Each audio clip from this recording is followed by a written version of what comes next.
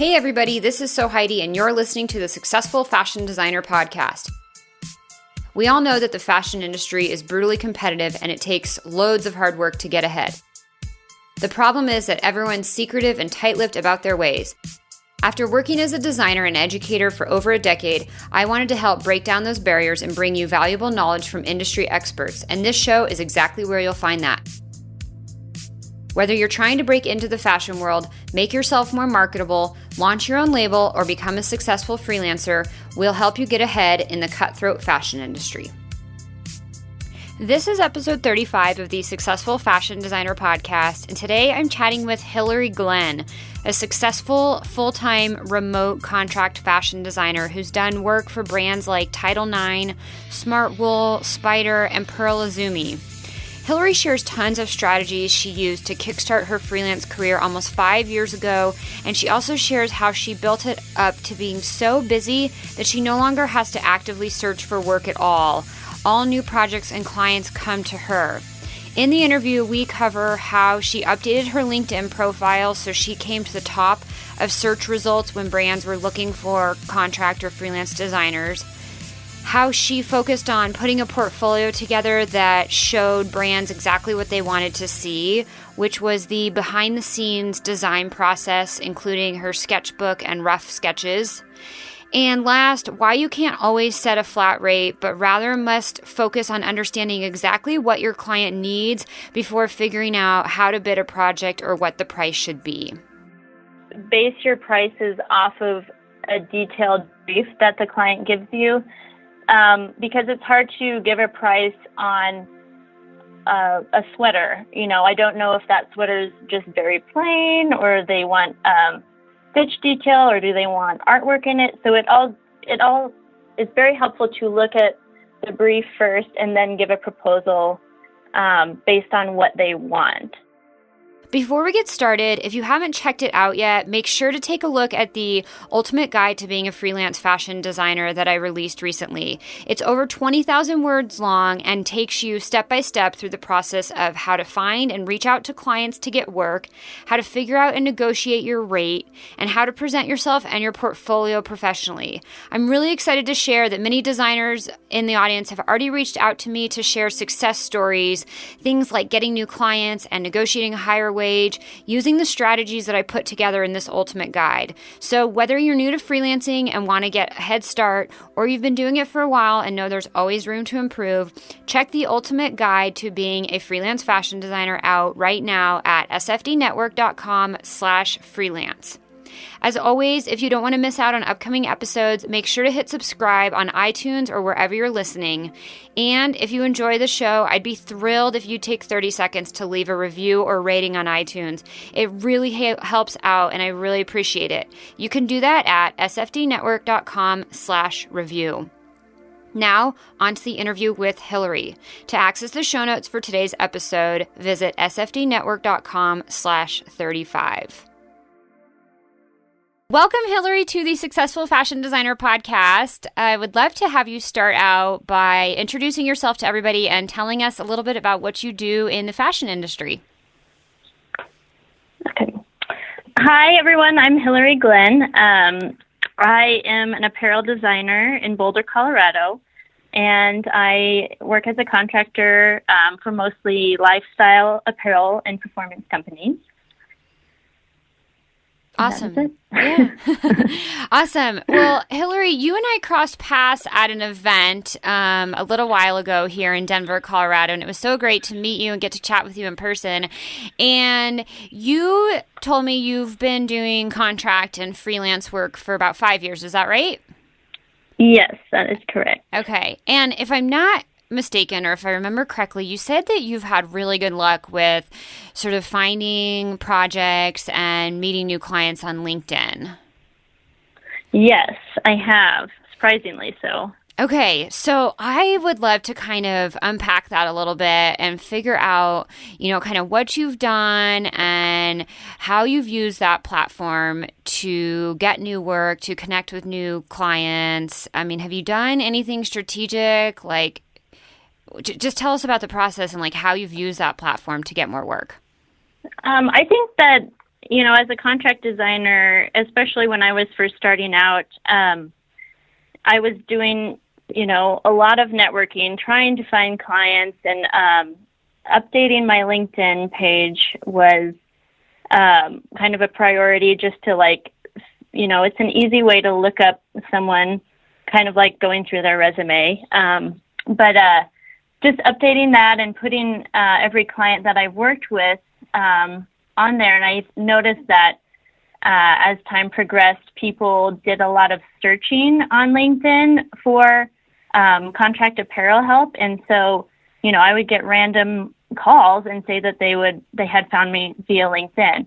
And either that was by searching a specific company that I had worked for, and they had Googled that company, and that was pulling my name up. So I think that's kind of where they found me. And so in some cases. Okay. And so on those cases, did you really think strategically about using keywords and what you were writing to describe, your skill set and maybe the services and tasks you had done for these brands, or you just kind of kept adding the work you did and then it just happened?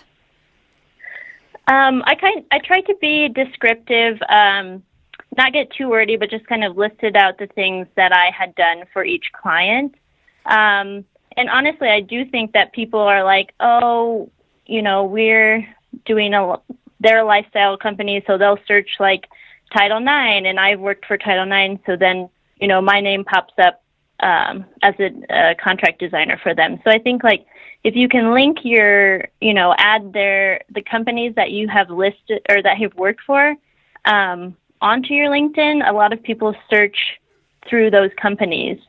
So they can see, oh, you've worked for a similar brand that I'm doing, and they see that you're a contract designer. So yeah, I think it's just, they look at your past history, and if that lines up with the company that they're working for, then it's an easy match. And on that note, a lot of your work has been in a pretty specific market, right? Kind of in some ways, but kind of not. I've kind of had to broaden my skill set going into contract design, just to, find enough work. When I was a knitwear designer when I was in New York, so that helped me get more access to knitwear positions, knitwear contract positions here, because I have that history or experience. But really, when I moved to Colorado, I realized there were so many lifestyle and outerwear and performance wear companies here. So I kind of had to broaden my scope of work, and I said yes to a lot of things that I didn't have experience in, and just kind of learned as I went. And so I think that kind of helped gain new client awareness, and people gain new experience. Yeah. And now, though, do you do quite a bit of active and lifestyle and sportswear stuff? That's kind of your market? Right. Mainly so. Just because of proximity, most of the companies in Colorado are performance and lifestyle. So I do get a lot. That's my main market and experience. I also do quite a bit of print design. And then I'm also starting my own women's apparel company as well, which is not so much lifestyle. So not in that category. Yeah. Yes. Cool. And I want to talk about what you're doing with your own collection, definitely in a little bit. But okay. Kind of going a little bit more into the freelance stuff. You mentioned that a lot of the brands you work with are in Colorado, which is where you're located. Do you do most of your work on site or remote? Mostly remote. I work from home, and then I also have an office in Boulder, which is nice, so I kind of get out of the house. And then some clients will need some in-house work if it's a specific program that I need to use. But yeah, primarily it's all remote, and I'll go in for meetings or fittings and whatnot. Yeah. And because one of the things I hear a lot of designers say in our industry is they say things like, brands just won't let you work off site. They're afraid they're going to steal you're going to steal their designs, or, things are just done so much more easily in house, and, off site remote freelancing isn't even an option. And so I'm curious to know, like, did you have to push to negotiate that, or were they just okay with it, or what have you kind of found with that setup? I actually haven't had any problems with that. Most of the companies, I guess, were just used to contractors working off-site. So yeah, I actually haven't had that problem. Wow, that's really surprising to hear and really awesome at the same time. I think a little bit as some of these companies are progressing and working remote is becoming a little bit more of the norm. Maybe some of them are just accepting that. So that's great to hear. And so, okay, going back to LinkedIn, you said that some of the work you got was because companies were searching on LinkedIn for whatever keywords or whatever brands, and then they tripped over your portfolio and got in touch. And then outside of that, have you done any outreach to get new work, or what have been some other ways you've landed new contracts? I think when I first started out, so I was in New York prior to this, and when I moved to Colorado, I realized there were so many companies out here, and then, it just I kind of fell into contract design because this is where I wanted to live, and I had some connections from CSU. That's where I got my design degree. So it was helpful that I knew people in the industry here. So I reached out to them at first. And so some kind of friend of friends either put my name in and got an interview. And I think it helped that, like, I had in-house experience working in New York. And just someone new in the area I think I just kind of got pretty lucky getting some big accounts right when I first moved here. So I think once I got that opportunity and, some companies under my belt, people saw that I had experience doing contract work, and it was mostly by word of mouth. And then for a couple of years, I was going to the trade shows like OR and SIA, and I would bring, little snippets of my portfolio and walk up to brands that I was interested in and ask if anyone from design was there. And most of the time they weren't, but I would hand out my card and actually left like a few pieces of my, like, little printouts of my portfolio for them to give to someone in design. And, for the most part, I didn't get a lot of calls, but actually got two main clients from doing that. So it did work, for a few people, wow, which was good. That's awesome. You're actually the second person I've had on the show who's gone to trade shows and sort of kind of pitched their services. And that can be a really scary, intimidating thing to just kind of blindly walk up to the booth. Like, do you remember? Yeah. Like, what did you feel like? It was awful. I'm like not a super outgoing person, so I'm kind of shy, and you just kind of go up there, and what's the worst case? I mean, they're going to take your card. Nobody's not going to take your business card. That's the worst thing. Nothing worse than that could happen. So it's totally fine. And, for the most part, design people aren't available to talk right then and there. But in the off chance that they are actually looking for a contract designer and you get your card into their hands, I mean, that's very helpful. And then I usually get a card or a contact from whoever's working the desk at the trade show, and they'll be like, okay, you can just follow up with them. And so I always follow up, and so it's not that bad. And the worst thing that could happen is they don't email you back. So it was very nerve-wracking, but it did, I lucked out, and it gets your name out there. And I don't know, I think it's just, you have to be kind of ballsy to just go up and ask for work. So that was very intimidating. And, after you do it a few times, it's easy. And then, at this point, like, I don't have to search for work, and people are able to find me. And so it's been such a relief and rewarding to not have to, like, go out and beg for work pretty much. But that's the part of freelancing, is you kind of have to do that when you're first starting out. Yeah. And how long, I mean, congratulations on getting to the point where like the work comes to you. That's a really huge hurdle to get over. So great job on that. It's not an easy path, but how long were you really kind of like out there, continually updating your LinkedIn, going to these trade shows, tossing out business cards? How long until you felt like, okay, the work is coming to me, I'm getting enough repeat business or referral clients that like I don't have to get out there and find new leads anymore?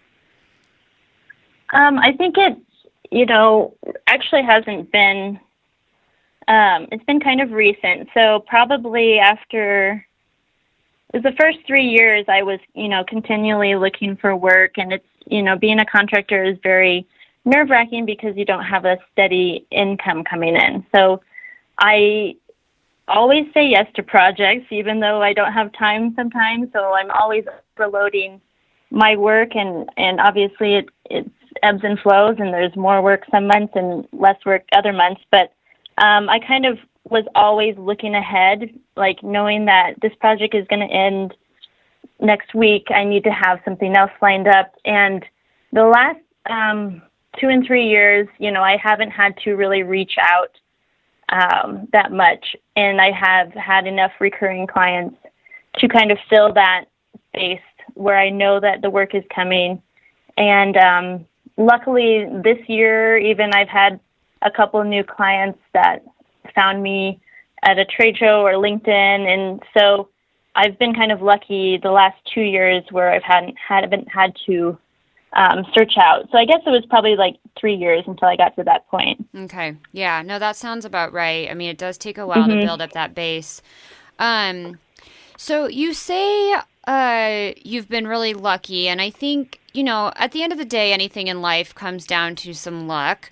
But but I'm sure there's things that you've done that like you might not even be aware of that have gotten those clients that you do land to keep working with you, to continually, ask you to do the next season, the next project, or refer you to somebody.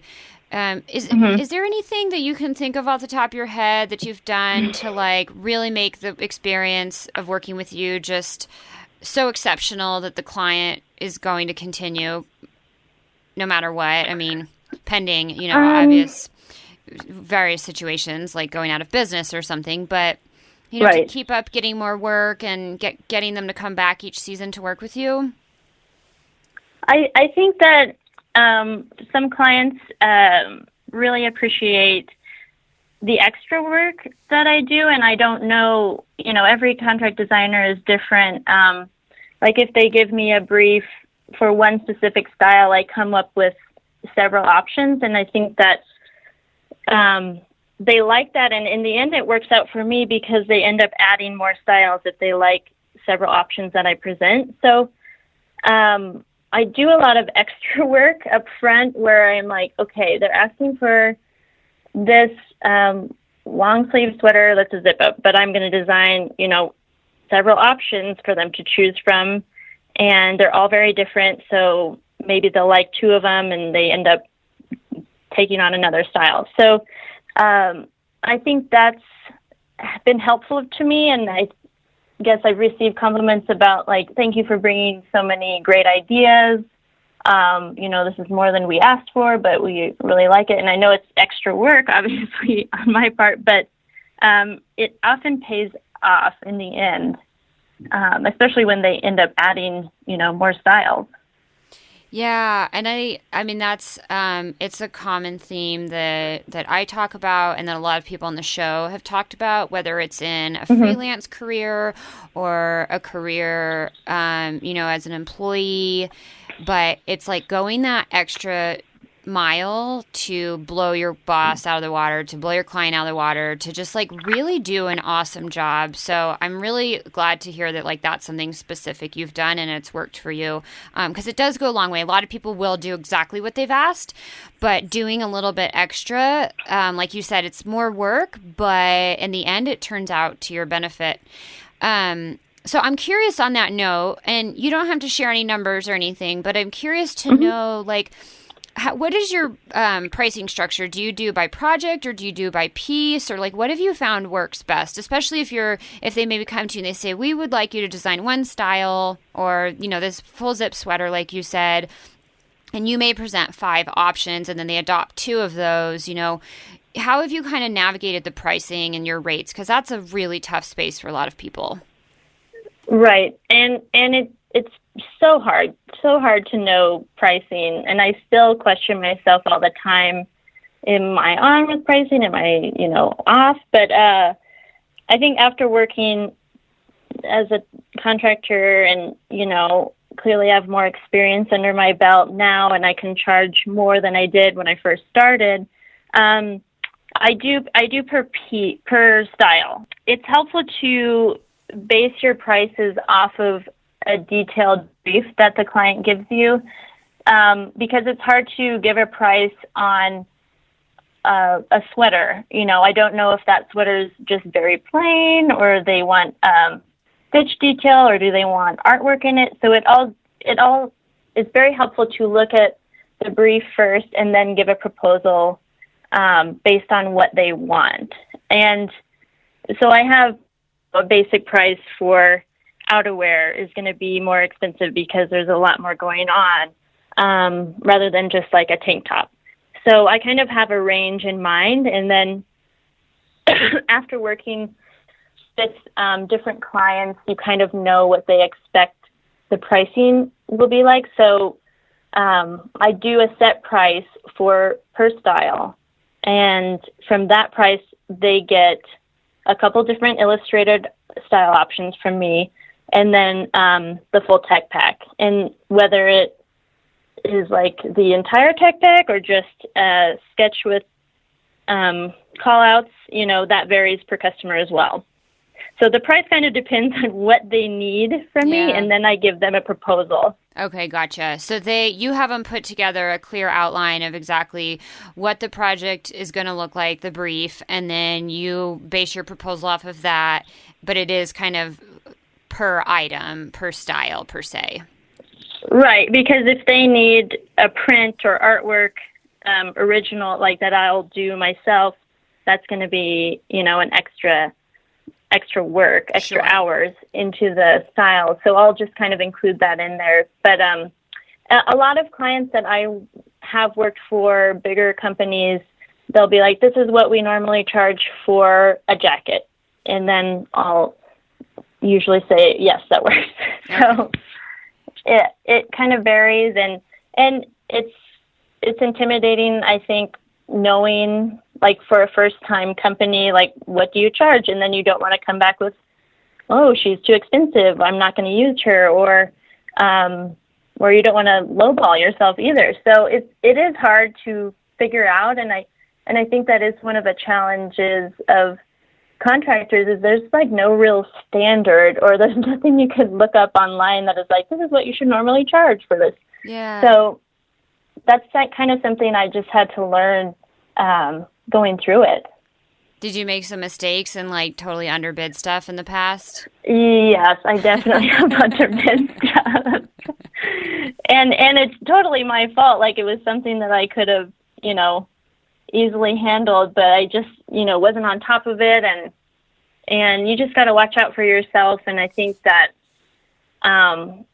really value what you're giving them. And, you don't want to sell yourself short, but you also don't want to be like priced out where they don't use you or something. But that's never happened to me. And I think that, they would just come back and negotiate. And I always say that too, like, I'm happy to negotiate if this is not to your standard, but you don't want to go too low. Yeah. Well, that's great that you've never had any clients that just turned away because the price was too high. You've been able to make it work all the time. That's really fantastic. Yeah. And I'm sure maybe in some case, like a smaller startup probably didn't use me because my prices were too high. But, at this point, I can't say yes to everything. And if I have the time and I'm willing to take on new clients, then I can be flexible with my pricing. But especially when you're busy and you have a lot of clients, you need to value those clients that are paying you well. And if other clients can't pay you, the same, then, and you don't have the time, it doesn't make sense too. Yeah. Okay, I have a question. You specifically call yourself a contract designer. It's even on your business card.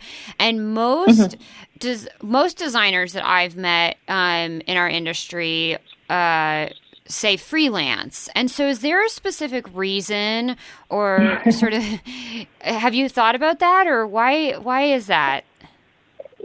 I honestly thought about that question before, and I think it's really the same. I think to me, freelance, I guess it came from like working in New York. We'd have freelancers and they'd always work in-house. And so I always kind of associated freelance as like someone coming in and working in-house at a company. And contract design is they give you a set amount of styles that you're contracted to design and you deliver that. So I think it's really, yes, I am a freelance designer. So it's either one and the same.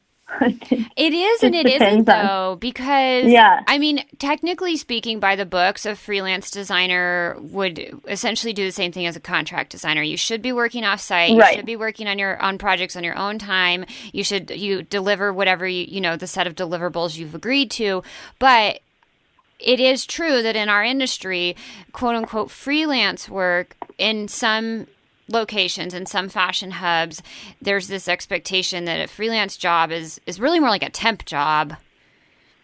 Yeah, and I always kind of thought of it that way, so I guess I didn't really want to be labeled as, oh, she's like a temp or a freelancer, but I don't think there's any derogatory, connection to it. I think I just like that contract means, I'm working for a set amount of styles for you. I'm not like by the hour, type of thing. Do you think that has made a difference with your success? I don't think so. Really? I don't know. Just by using the word contract designer? Yeah, no, I'm really curious because I feel like, that can, one word, like the perception of how the brand views you can be drastically changed by that contract versus freelance, especially in our industry. So I don't know, like, have you ever had any conversations with anyone within the brands that you work with, maybe as you've built relationships? I would be super curious to know if they have a different perception of that. Have you gotten any feedback? No, actually not. And but I have, it's definitely been brought up because, essentially you are doing freelance and I think people view it as the same. So I don't really know if it has made a difference, not to my knowledge, but possibly. Yeah, I would be curious to know. When I saw your business card, I specifically thought, interesting, because so many designers label themselves as freelance, but then there's this weird perception of what freelance is in our industry. So it's interesting that you did consciously think about that and choose the word contract designer. Right. And I think, definitely from my experience, I always viewed freelance as like someone coming in and working in-house, helping out the design team. But it can be many different things. So I think I like the concept of contract designer better. Yeah. No, I think that's great.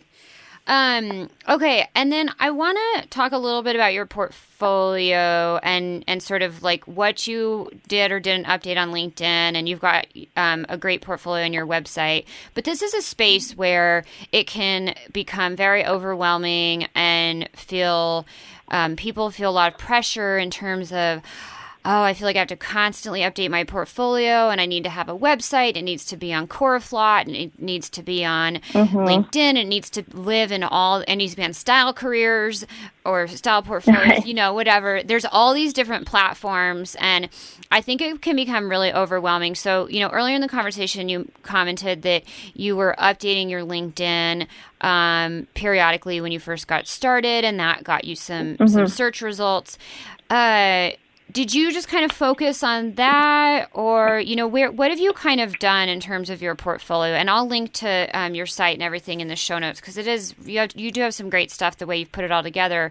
But how did you sort of approach that? Yeah. How did you sort of approach that in terms of kind of focusing on like where you were going to put your effort and update your portfolio and how often you update it and like not getting overwhelmed and just spinning your wheels with, I just have to spend so much time on my portfolio? Yeah, that's definitely, it's so overwhelming and I hate updating my portfolio. So I had to, when I was starting out contract designing, you have to, like, there's no option. You have to show your portfolio on any interview. And so it kind of forces you to spend some time on it. And, when I first moved to Colorado from New York, and there was all these lifestyle companies. I had no lifestyle in my portfolio. So I spent a lot of time working on a sketchbook. I had gone on several interviews in New York with like higher end designers, and they actually gave me a lot of advice, and they're like, you need to bring a sketchbook with you. People like to see your thoughts and your processes and how you think, and it doesn't have to be pretty. It just, people like seeing like rough sketches. And so in New York, I did a lot of work on my portfolio when I was interviewing out there. After I was working with, or I had been working for Macy's and just wasn't happy doing designing what I was designing. So I went on several interviews out there before I decided to switch to lifestyle. And so I really built up my portfolio in real life, like the paper portfolio, which helped because I brought, my book with me all the time. And now it's, you can do everything online. But I think having that tangible object of artwork and, it's 3D, like you can touch it and you can feel it, and bringing that to interviews, people appreciate it. And from there, I scanned in, a lot of those images and did a website that just had my work, which at that point, when I was first started, wasn't for a specific company because I was, brand new to contract designing and just kind of put up projects that I did on my own or projects that I had done for an interview. And so I think that helped just building that up to have that work, because a lot of interviews, they'll ask you to do a project, and if you don't get the job, then you have this really nice project that you can use on your portfolio. So that was a way to build it up before interviewing for other companies. Another thing, now that I've worked for several clients, and you have these great professional photos that were on the website or you can get from the company themselves, is, such a great addition and really brings, your designs to life when they see an actual photo of it on the model. So yeah, it's very time consuming. It's so annoying to update your portfolio. And I honestly haven't updated mine in quite some time, but it's also kind of fun in a way, once you get it together and people see, the newer, latest designs that have come out. So it's a love-hate relationship with the portfolio updating, but definitely a necessary step. Yeah. Because it needs to, they need to see what you're capable of doing and how you work. So showing your illustrated sketch, then showing your text sketch, then showing the final product. People like to see the process or your inspiration. So I think making it interesting to look at and not just showing your flat sketches, makes it really nice. Yeah. to see. Yeah. And you are a fantastic hand sketcher. It's something that I am terrible at. I know a lot of designers are terrible at as well. So yours look absolutely beautiful. But I know you said earlier, like, Thank you. yeah, you're welcome. It doesn't have to be beautiful. Like sometimes they just want to see the dirty, the gritty, the rough process to see like how your mind works. And, some of the stuff you show, it is a scan of your sketchbook, and it's like, some magazine tears and some fabric swatches and then some little hand sketches and quick little doodles. And then it's just kind of all collaged together. And so that's just sort of the inspirational process. And it does come together really nicely. I think even if your rough sketches and ideas are exactly that, they're rough, and that's okay. But you also said you haven't updated in a while, which I'm really glad. No, I'm glad you said that, because now I'm going to have to update it. No, you're not. You're not. You know what? Can I tell you that you're one of many freelance designers I talk to who, once you get established, or contract designers, let me either one. Yeah. Who sort of, once you get established, like, it's not that important to update it. Right. It's not like this I think it's very easy to feel like you can turn it into like a full-time job. And at some point, you show the client a couple projects that like resonate with their brand. They're like, great. If they want to see more, they'll ask to see more. Otherwise, they see what they see and they're like, okay, you know what? I know you can do this. This is great. Let's go forward with, maybe a small project to start and see how it goes. Yeah, and exactly right. I honestly, people haven't needed to see my portfolio in a while, and I think, if they found me on LinkedIn, then they have seen the link. But when I go in for interviews or anything, I haven't had to recently show it that much. So I think once you get established and they know that you're capable of doing things or working for certain companies, then it's not as important, but you do need to have, something for people to see when they search your name or website. And I had a website, and I honestly have been too busy to update it, so I put everything on Carbon Made. So I do have a website, but it's just down right now because I have been too busy to update it. But Carbon Made is super easy if you want something simple. And it shows your work. It's a nice layout.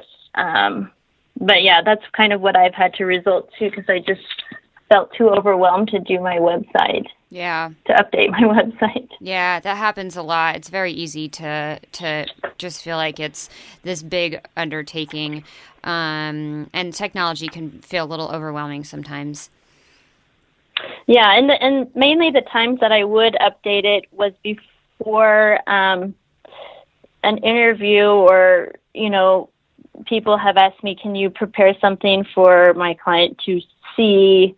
And so I'll do a lot of work before showing it to a client for an interview. So that's mainly when I update it, which has not been a while. Yeah. Now, what has been sort of your experience with sharing client work on your portfolio? Like, have you had, do you ask them before you share it, or do you just put it up once the product has launched and it's available in the market, or? Yeah, that's pretty much the baseline is, if it's available online, if it's available in the market, I would share it. And then you obviously can't share your designs before they've been out on the market. So yeah, I usually wait for that. And sometimes I'll ask the client if they can share some of the photos. Some people are okay with that, some people are not. It usually hasn't been a problem, but or just use some from the website. But yeah, you just need to wait till it's out in the market and not confidential anymore. So. Yeah. And then one question I wanted to bring up from earlier that it slipped through the cracks, we got sidetracked on something else, is on the note of being a contract designer, do you actually put together a formal contract that gets signed, or what does your agreement process look like? do you protect yourself on some level to make sure you get paid, or what have you done for that? I've kind of got a little lazy doing contracts just because I've had recurring clients and I don't want to do, a new contract each season. And it has backfired a little bit because I've gotten, late payments. So it is very important to keep a contract current and have, a policy for payment just to protect yourself in those situations, because it's definitely happened to me. It's not fun when you're like struggling and you should have received payment and it's a month late, so it's something that you need to watch out for, because a lot of, companies won't think about that. So yeah, recently I've actually been like, okay, here's my new contract, and definitely some companies have their own contract. I just kind of have a generic one that I'll, fill in for each client. But yeah, it's something that you kind of have to watch out for yourself on. Yeah. And did you just find a template online, or did you have a lawyer draft something up for you, or did you just put something really simple together? I found something online and then kind of just revised it from there. Mm-hmm. I have had a lawyer friend look at it before, or maybe they looked at another company's contract. But yeah, it's worth, reading through and making sure it works for you, and just protecting yourself in that way, because it'd be awful if you did all this work and you never got paid for it. That would just be, heartbreaking. Yeah. Luckily that has not happened to me, but there have definitely been months where I'm like waiting and waiting for this payment, and it's, it's a lot of stress. Yeah. Do you typically get a deposit, or do you get like 50% down, or what does that look like? Yeah, typically I ask for a retainer, so 50% down immediately to start the process, which, normally once I submit the invoice, then it has to come, and by then I've already started the project. So I think some contractors are very diligent on that, where they're like, I need the payment now, or I'm not going to start work. In my case, everything is very time sensitive, and I don't have time to wait for the payment to, hit the deadlines. So I think I'm a little lenient on that, where I'll start the project without receiving the payment first, but, the invoice has already gone out. So it's kind of up to the designer. But luckily I've worked with great companies, and, nobody's not paid me. So I know that the payment is coming. But yeah, normally it's half up front, and then once the tech packs are completed, then I'll send the invoice for the remaining half. Yeah.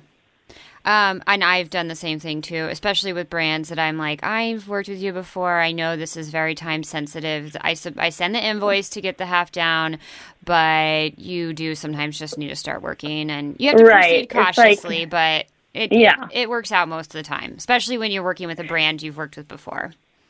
Yeah.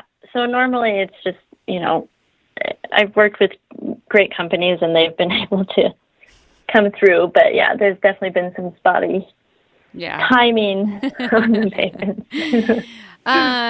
Okay, well, this has been so amazing. And now, as you mentioned earlier, you are working on a collection of your own. So please share with us what is going on with that. What are you doing? What type of product? Okay, so my sister and I are starting our own line, and it's called Glen and Glen. So both are maiden names. And we're doing kind of like a modern minimalistic women's wear line. So very clean, simple, drapey, asymmetrical tops, dresses, and skirts. It's going to be a small line to start with, so just 8 pieces. And we are right in the thick of it right now. So we're waiting to see our first prototypes and getting those made in the U.S. And then we're kind of in the search for a factory that's going to manufacture everything. And we're in the middle of kind of seeking out investors and all the tough stuff. So it's been very challenging, but it's something that her and I have wanted to do for a long time, and I just didn't want to wait any longer, because really there's no like perfect time to do this or set aside. So I'm still keeping all of my clients, and I'll have to do that for a while as well. So this is just another client to add to my list, but it's also the most important one, and very time consuming as well. So it's been great and hard, but we knew it was going to be difficult. Yeah, but you're doing it for yourself, so that makes it almost all the better, right? Right, and it's I love contract designing and designing for other clients, and then sometimes I just want to be like, well, this is what I would do, and this is what I want to do for myself, So it's like I've been wanting to design what I want to wear for a long time. And so I think, finally getting to do something where we can create a wardrobe that we want to wear ourselves is like, because how many times have you been like, I can't find anything to wear tonight. This is what I want to wear in my head, but that doesn't exist. So it's kind of like trying to make our dreams come true. So yeah, we'll see. It's it's going to be hard, and there's so many people out there who've tried apparel, doing their own startup apparel companies, and have failed. And it's something I've found in Colorado. It was a little disappointing, like to hear that, and that's why I was very nervous and kind of didn't start it sooner, because I wasn't sure if it was possible. But then I've actually worked for a couple startups in Boulder, and these are people that have no experience in apparel whatsoever and are starting apparel companies. And I'm doing the designs for them, but like, honestly, they just have no experience. And it's amazing to me that I'm like, wow, if you can do it and you don't know anything about the apparel industry, then I for sure can be able to do this. So I think it's just getting the confidence, and, you got to dig in the dirt. You got to, hustle a lot to get it done. But it's better than me always wondering, oh, I wish I would have done that. So, we're not afraid to fail. And if we do, at least we tried. But it's something that I hope succeeds, and eventually would love to do that full time. So, yeah. Well, I love your attitude on all of that. And it reminds me of something that someone actually shared this with my husband recently, and then this has kind of been his little mantra, and he shared it with me, and it's sort of switching the mindset of what if with the mindset of even if. So, for example, you were talking about going into doing this collection, and you've seen all these other brands out there, they've done it and they fail. So you could very easily go into it thinking, what if we fail? And with that mindset, you're probably not going to try to do very many things in your life. But if you go after it with the mindset of even if I fail, you're like, you know what? Okay, I'm going to do it. Even if we fail, that's okay. It's going to be an experience. We're going to learn. We're going to have fun. It'll be a challenge, whatever, all those long list of like scary roller coaster things that happen when you try to do something on your own.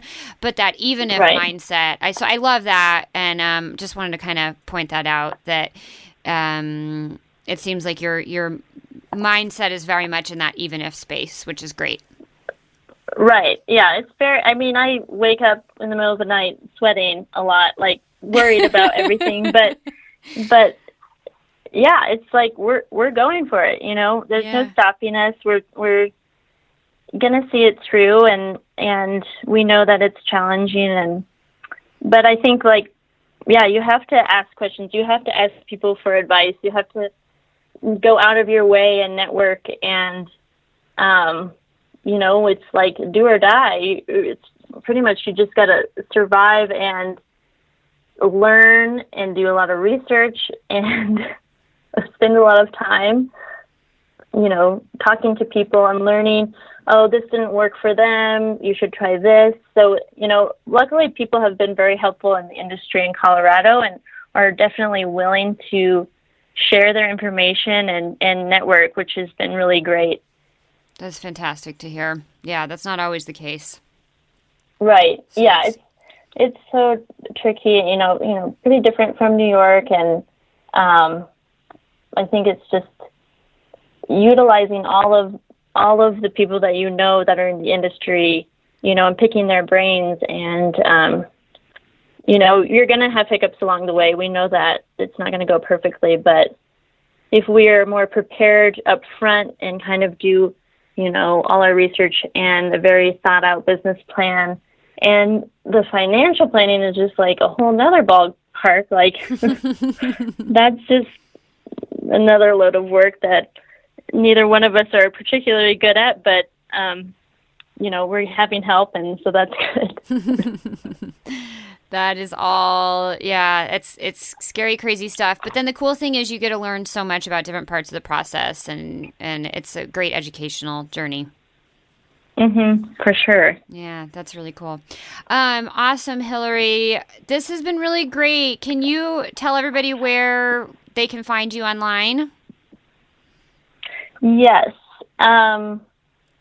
So, you can find me on LinkedIn, and also my portfolio link is on there, but it is Hillary Glenn at Carbon Made is my most updated portfolio, but again, that hasn't been updated in a little bit.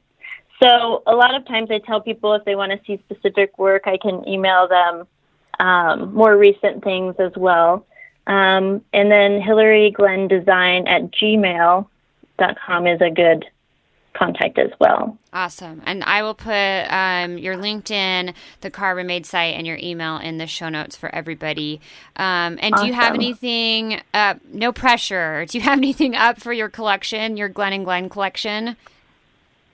I don't, but I could put together something. Okay. Well, no pressure, no pressure.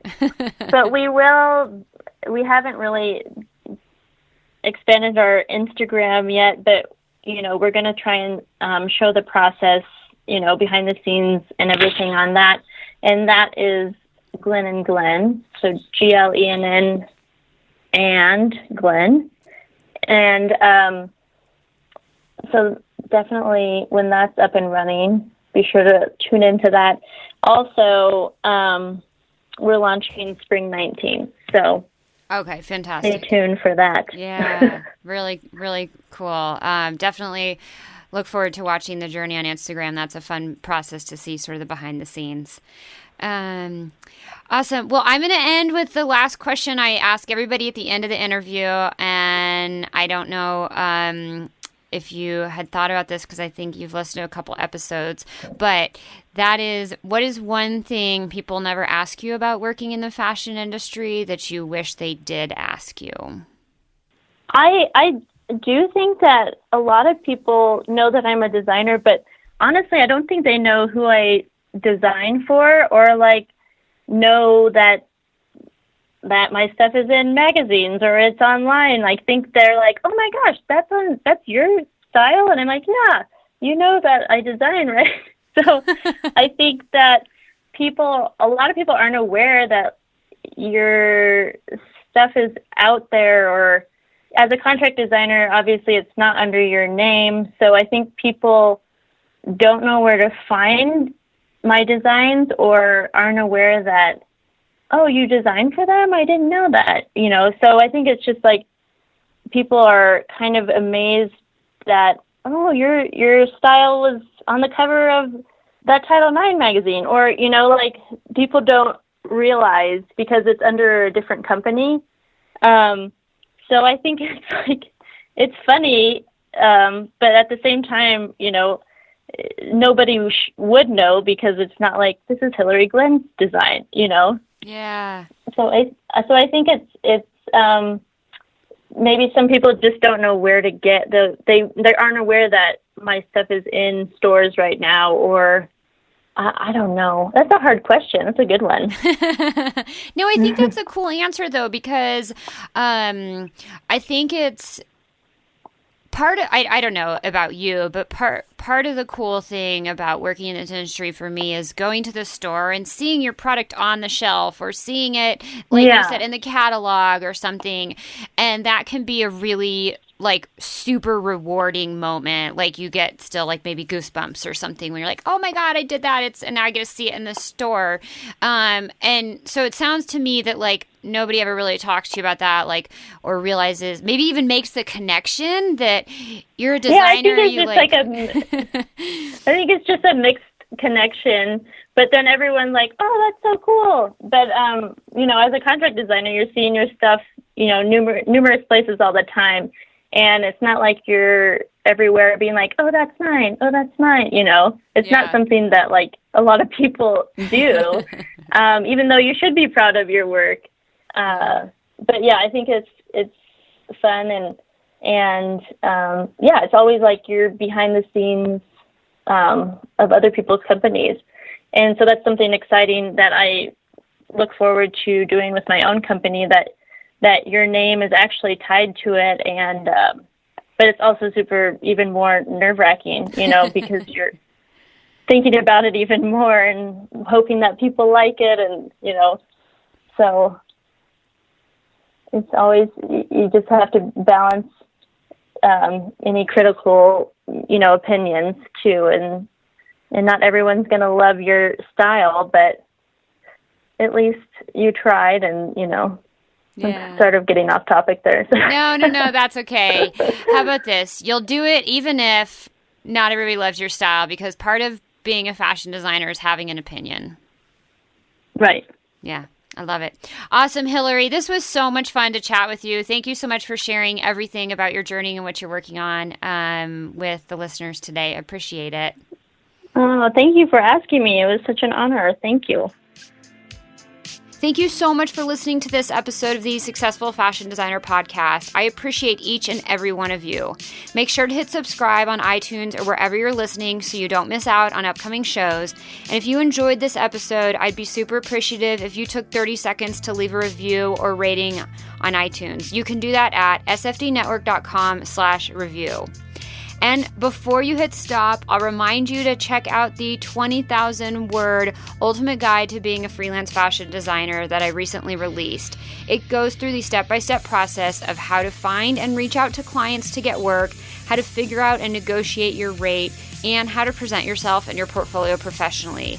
I'm really excited to already have received success stories from many designers in the audience who have seen results like getting new clients and successfully negotiating a higher wage using the exact strategies that I put together in this free guide. So whether you're brand new to freelancing and are trying to get your career started, or you've been doing it for a while and are a little bit of an industry vet, there's always room to improve, always room to find new work, to negotiate a better rate. And I walk you through step by step how to do all of that in the ultimate guide to being a freelance fashion designer. Check it out now at sfdnetwork.com/freelance. And last, if you want to learn about any of the resources we mentioned in this episode, visit the show notes at sfdnetwork.com/35. Thanks so much for listening, and I'll talk to you next week.